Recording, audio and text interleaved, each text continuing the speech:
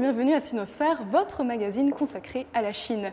Aujourd'hui, nous nous intéressons aux chrétiens de Chine. Le christianisme est une religion relativement récente, apparue il y a quelques centaines d'années avec les premiers colons européens. Ses adeptes sont de plus en plus nombreux aujourd'hui en Chine. Comment les chrétiens de Chine vivent-ils leur religion au quotidien? C'est ce que nous allons voir dans un instant, mais tout de suite, c'est le sommaire de Sinosphère. Il serait entre 12 et 13 millions. Les catholiques chinois ont leur propre séminaire et leur lieu de culte, souvent bondés. En Chine, le catholicisme attire une population en mal de vie spirituelle. C'est surtout chez les jeunes. Ils ont un plus grand besoin de spiritualité. Le nombre de croyants continuera à augmenter. Mais la présence d'églises clandestines auxquelles adhèrent plus de la moitié des catholiques du pays vient troubler cette image officiellement idyllique. Comment vit-on sa foi dans la Chine communiste? Nous sommes sur le plateau de Sinosphère, ici au musée Guimet, en compagnie de nos deux invités. Bonjour. Vous êtes le père Tian Wei Shuai, vous avez été ordonné en Chine et vous venez d'une famille chrétienne depuis plusieurs générations. Merci d'être avec nous. À vos côtés, Shen Yan, vous êtes étudiant et vous êtes le premier chrétien de votre famille. Vous vous êtes converti à l'âge de 10 ans. Alors on va revenir tous les deux sur vos parcours respectifs, mais d'abord je vous propose de découvrir un reportage de Séverine Bardon et Gaël Caron sur les chrétiens de Chine. Effervescence très matinale autour de l'église Xuanwumen de Pékin. Aujourd'hui, Zhao Hailong est chargé de convoyer les fidèles vers le cimetière catholique de la capitale.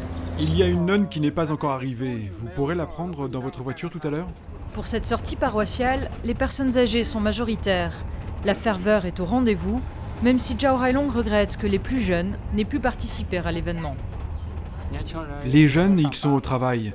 Ils n'ont pas pu venir aujourd'hui. Mais pour les vieux, c'est important d'aller dans ce cimetière. Ils ont souvent plusieurs membres de leur famille enterrés là-bas. Le cimetière catholique de Pékin est à l'écart de la ville, en banlieue nord. En ce jour ouvré, des milliers de croyants ont pourtant trouvé le temps de venir rendre hommage à leurs morts. Il y a tellement de monde, tellement de monde. Dans le columbarium, les familles sont au coude à coude. En Chine, la crémation est souvent préférée à l'enterrement. Dans le cimetière se trouvent malgré tout quelques tombes, synthèse de tradition catholique et de culture chinoise. Pour Zhao Hailong, ce mélange des genres symbolise l'universalité de sa religion. Peu importe que ce soit une religion venue de l'étranger, elle est adaptée aux besoins de chaque personne. Avant, il y avait des gens qui disaient que c'était une religion extérieure à nous, mais ce n'est pas vrai. L'Église catholique est une église commune, c'est une foi pour tout le monde. Elle n'est pas réservée aux étrangers, chacun dans le monde peut la choisir.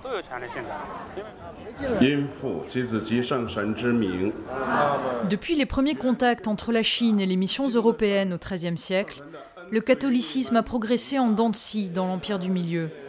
Aujourd'hui, l'Église chinoise compte officiellement près de 5 millions de fidèles. Ils sont en moyenne plus jeunes qu'en Europe et souvent plus impliqués dans la vie de leur paroisse. Zhao Hailong, par exemple, consacre tous ses dimanches à sa foi. Il est à peine 6 heures du matin et Zhao se prépare à aller à l'église. Entre deux signes de croix, il explique les raisons de son engagement. Dans ma famille, on est catholique depuis des générations. Mes grands frères sont prêtres. On a été éduqués dans cette culture. Si je ne prie pas tous les jours, je me sens tout vide. C'est une partie très importante de ma vie spirituelle. Tous les dimanches, l'église Xuanwumen accueille 5 messes qui réunissent chacune jusqu'à 600 personnes. Entre les offices, Zhao Hailong assure une permanence pour répondre aux questions des fidèles.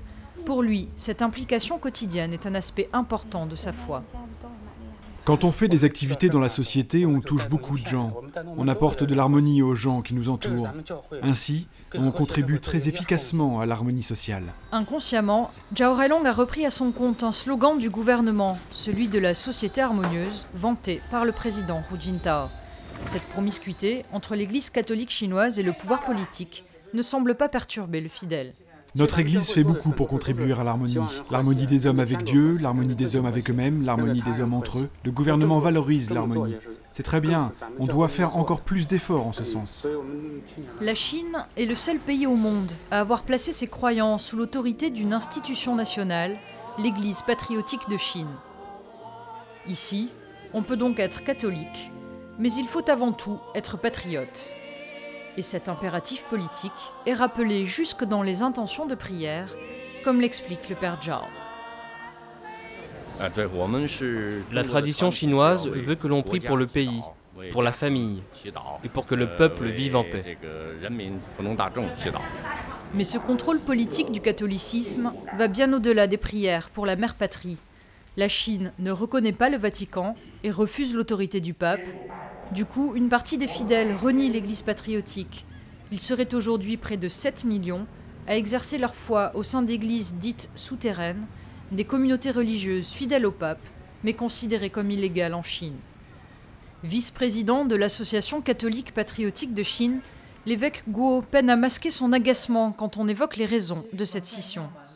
Les médias étrangers s'intéressent souvent à cette question. Mais c'est surtout parce qu'ils ne la comprennent pas. En fait, en Chine, nous avons tous la même foi. Il n'y a pas d'église officielle ou d'église souterraine. Il n'y a qu'une église. Je vais vous le dire en français. Pourtant, les relations entre la Chine et le Vatican s'enveniment régulièrement. L'été dernier, Pékin a choisi d'ordonner un évêque sans l'accord du Vatican, provoquant une nouvelle crise au sein de l'Église. Les prêtres et les fidèles des communautés souterraines sont souvent harcelés et parfois emprisonnés. Ce dimanche matin, les membres d'une église souterraine devaient se réunir sur une esplanade à l'ouest de la ville. Filmés en caméra cachée, les abords du site sont quadrillés par des voitures de police et des hommes en civil. Bonjour, on ne peut pas avancer par ici, passez par là-bas. On ne peut pas passer ? Non, il faut faire le tour. Il se passe quelque chose là-bas. Faites le tour. Impossible d'atteindre le lieu prévu pour la célébration. Tu ne peux pas passer. Non ? Non, ici non plus, tu ne peux pas passer. Mais que se passe-t-il ? Ça, je ne peux pas te le dire. C'est sensible ? Oui, c'est sensible. Ce jour-là, 21 fidèles ont été interceptés par la police avant même d'arriver jusqu'au lieu de rendez-vous. En Chine, la liberté religieuse des catholiques du pays s'arrête où commence la loi du Parti communiste.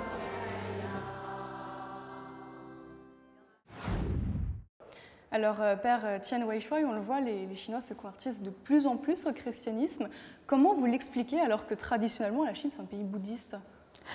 Et on peut dire la Chine est plutôt confucianiste. Et alors, le christianisme, ça sort d'où cette religion ? Ce n'est pas tout à fait une religion, mais une culture depuis 500 avant Jésus-Christ. C'est vrai au niveau de la religion, les bouddhistes sont entrés des premiers siècles et ont beaucoup influencé notre culture. Et alors les Chinois aujourd'hui se convertissent au christianisme et de moins en moins au bouddhisme. Ça s'explique comment ? Mais je pense que la religion principale reste toujours bouddhiste. Mais c'est vrai, depuis 30 années, il y a pas mal de conversions chrétiennes, surtout des franges protestantes. Alors justement, vous, Shen-Yan, vous vous êtes converti. Oui. Qu'est-ce qui vous a attiré dans le christianisme ? Vous venez d'une famille où vous êtes le premier chrétien, vos parents, enfin votre mère est bouddhiste, vos grands-parents sont communistes. Comment vous l'expliquez ? C'est surtout, pour moi personnellement, c'est surtout un besoin, parce que j'étais pendant toute mon enfance, j'ai eu une éducation chinoise et du coup c'est en venant ici que j'ai découvert le christianisme et je me suis rendu compte que vraiment ça me permet d'après mon éducation que j'ai reçue dans mon pays, j'ai eu un vide et ça me permet de combler mon besoin spirituel. Et alors, comment est-ce que les Chinois perçoivent les chrétiens ? Parce que c'est pour certains une religion importée de l'étranger, c'est ce que disait une personne dans le reportage. Beaucoup de personnes le considèrent comme ça. Il y a une méfiance quand même envers cette religion ? Oui, pour moi personnellement, c'est dans ma ville, c'est ça. car pour nous, les Chinois, on a quand même une culture qui dure des centaines, des milliers d'années. Et le christianisme, c'est une religion qui a commencé après Jésus-Christ, mais qui est arrivée en Chine que vers les premiers missionnaires, que dans le reportage, vers XIIIe siècle. Donc par rapport à notre culture c'est très récent. Et c'est juste en train de s'implanter dans notre culture, dans notre culture générale. Mais quand vous annoncez aux personnes autour de vous, quand vous rencontrez quelqu'un, par exemple, vous dites voilà, je suis chrétien, il y a une surprise parce que vous êtes chinois, les gens sont surpris? Tout dépend du milieu que vous êtes. Ça dépend parce que dans ma ville, il y a quand même beaucoup de ressortissants étrangers. Et pour eux, par exemple, dans les grandes entreprises, lorsqu'on dit qu'on est chrétien, il n'y a aucune difficulté à faire cela. Par contre, dans les entreprises ou dans les milieux plus du pays, du chinois, lorsqu'on dit qu'on est de confession chrétienne, parfois on peut avoir quelques difficultés, quelques incompréhensions de la part des autres compatriotes. Pourquoi croire au christianisme alors que nous avons notre philosophie, nos religions aussi à nous. Déjà existantes. Oui, voilà. Et alors, il y a une spécificité en Chine, je me tourne vers vous, Père Tian Weishuai. Il y a l'Église patriotique de Chine. Vous pouvez nous expliquer ce que c'est? En gros, on est dans un pays communiste, donc la religion est quand même contrôlée un petit peu par l'État. Oui, je ne peux pas parler sans parler quelques messages historiques. Parce que c'est vrai, si on dit que le christianisme est une religion étrangère, il ne faut pas oublier que les bouddhismes aussi, ils ne sont pas d'origine chinoise, mais viennent de l'Inde. Et voilà le problème, c'est dans l'histoire quelque chose s'est passé. Et pourquoi le peuple chinois a une mauvaise vision sur l'Église catholique ou l'Église chrétienne, précisément, et que c'est une religion étrangère. Parce que, surtout au XIXe siècle, il y avait des guerres entre la Chine et le monde occidental. Et c'est vrai, les gens se mettent... Il y a encore une méfiance aujourd'hui, mais il y a aussi une méfiance des autorités chinoises. Shengyan, il y a deux types d'églises en Chine. Il y a les églises d'État et les églises souterraines à la maison. Vous pouvez nous parler de ça? Personnellement, étant étudiant ici, je rentre juste pendant les vacances scolaires pour voir la situation chinoise. Oui, en effet, il y a deux sortes d'églises. Et en fait, il y a l'église officielle, avec leur cathédrale, mais de l'autre côté, on ne peut pas dire que c'est plus des églises souterraines. Pour nous, c'est plus une réunion entre chrétiens tous les week-ends. C'est une église, pas une réunion familiale entre les personnes du même religion, et même parce que de proximité aussi, parce que parfois c'est plus loin, un peu, ce n'est pas très pratique d'aller à l'église, et du coup, comme nous habitons dans les mêmes presque, nous sommes des voisins. Voilà, nous sommes regroupés. Mais quelle est la différence vis-à-vis du gouvernement chinois, notamment ces églises-là, ce deuxième type d'église-là n'est pas reconnu par l'État? Ce n'est pas reconnu, mais c'est toléré. C'est toléré, je pense c'est plus, on peut considérer ça plus qu'une réunion, plutôt qu'une église. Mais on peut dire que c'est un chrétien qui ne veut pas aller à l'église, qui se rencontrent dans la maison, lisent ensemble la Bible ou prient ensemble. Voilà. Donc ce sont des rassemblements un peu informels entre chrétiens qui ne vont pas à l'église. Est-ce que la parole est plus libre? Est-ce qu'on parle de sujets différents pendant ces rassemblements? Je pense qu'il y a beaucoup de raisons. Oui. Oui, on discute de quoi, par exemple, lors de ces rassemblements? Lors des rassemblements, on dit plutôt, c'est plus, on prie pour l'État, mais on prie d'une autre manière, en fait. D'accord. Voilà, on prie plus pour le changement, mais aussi pour que ça change conformément à nos valeurs et aux valeurs chrétiennes. D'accord. Écoutez, je vous propose maintenant de découvrir un reportage. On le voit, il y a de plus en plus de chrétiens en Chine, il y a aussi de plus en plus de prêtres. Donc dans ce reportage signé Séverine Bardon et Gaël Caron, on va découvrir la vie d'un séminaire chinois. C'est le plus grand séminaire catholique du pays. Ouvert en 2006, après 10 ans de travaux, sa construction a coûté la modique somme de 10 millions d'euros, dont 7 ont été financés par l'État chinois.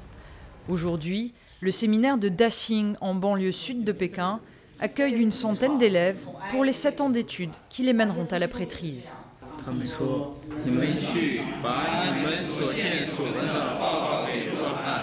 Tous les enseignants du séminaire ont étudié à l'étranger. Le père John Chen, professeur d'histoire biblique, a pour sa part été formé aux États-Unis. Ici, il doit adapter son enseignement au niveau de ses élèves. Certains connaissent très mal la Bible et tous sont marqués par leur éducation chinoise. En Chine, le marxisme a eu une grande influence. Leurs esprits sont très marqués. Il faut donc trouver un moyen de s'adapter et il faut être très attentif à cela. Les séminaristes sont pour la plupart des enfants de la campagne qui ont grandi dans des familles de tradition catholique.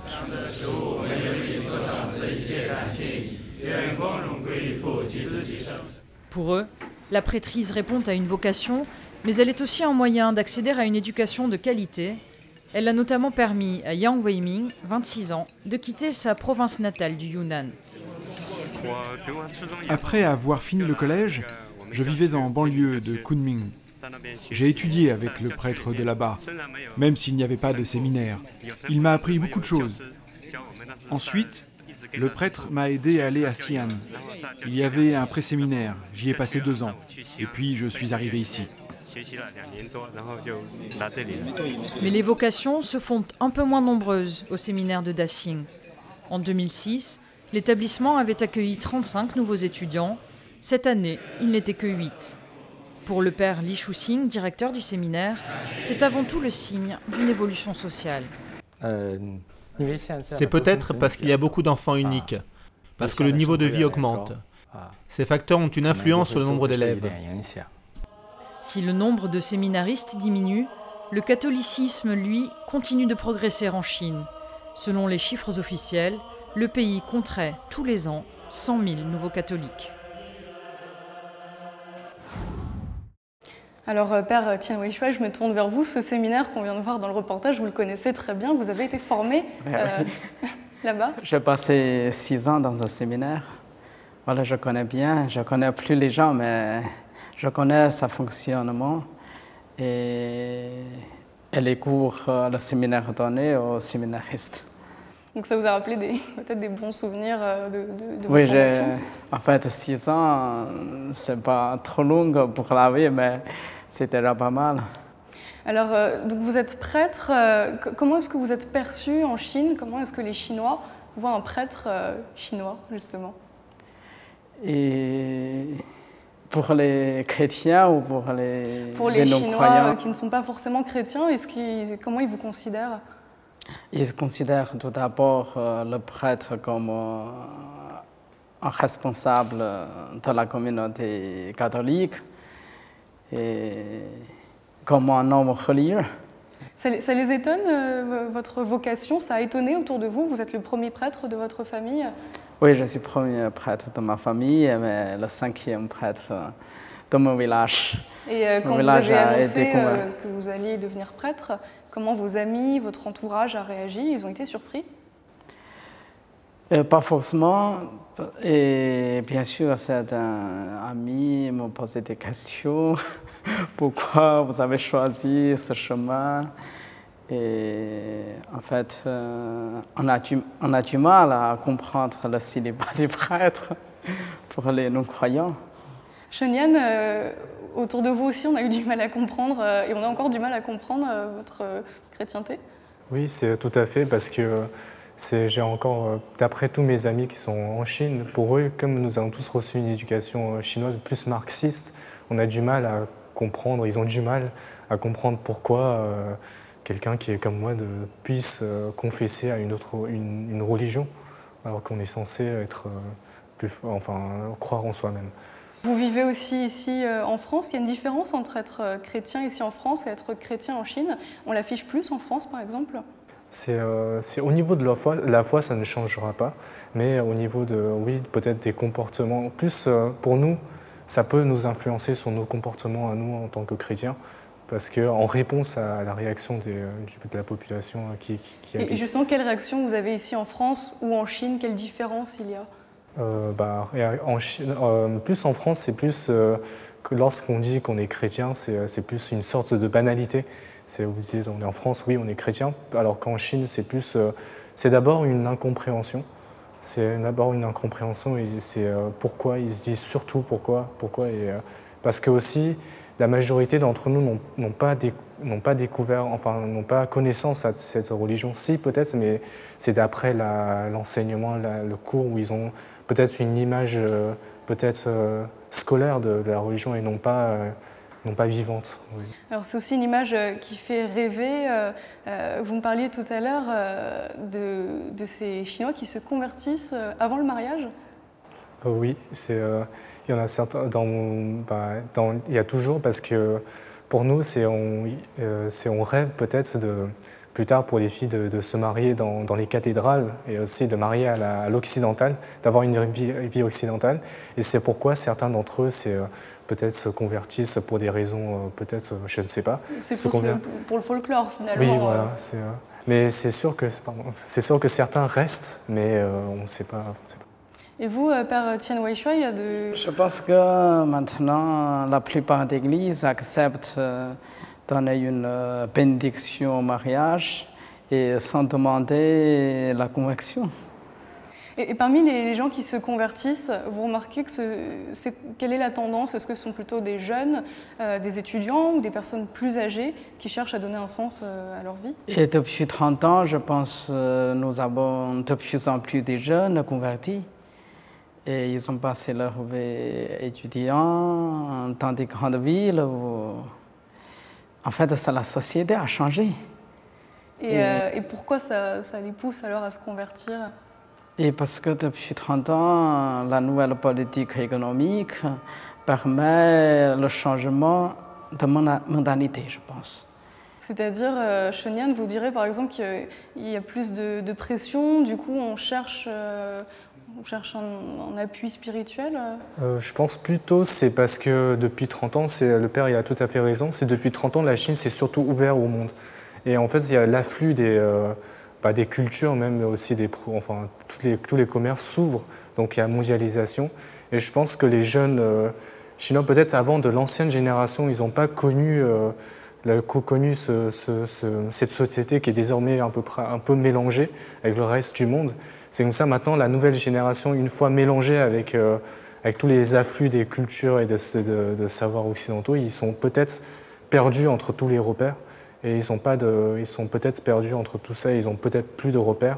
Et c'est pourquoi beaucoup d'entre eux se convertissent peut-être au christianisme pour leur permettre de donner une valeur à leur vie. Est-ce qu'il y en a aussi qui se convertissent lors de grands tournants de leur vie, par exemple la fin des études ou les débuts d'une nouvelle vie professionnelle? Il y a des conversions, on va dire, intéressées comme ça? Je pense que oui, parce que c'est vrai, surtout dans des périodes difficiles pour une personne, il cherche plutôt des choses spirituelles. Donc, il y a plus de conversions lorsque les temps changent, c'est ça? Oui, le temps change, la société change, et la culture, les mentalités, et ça permet aux jeunes de découvrir quelque chose. Très bien, eh bien merci à tous les deux d'être venus sur le plateau.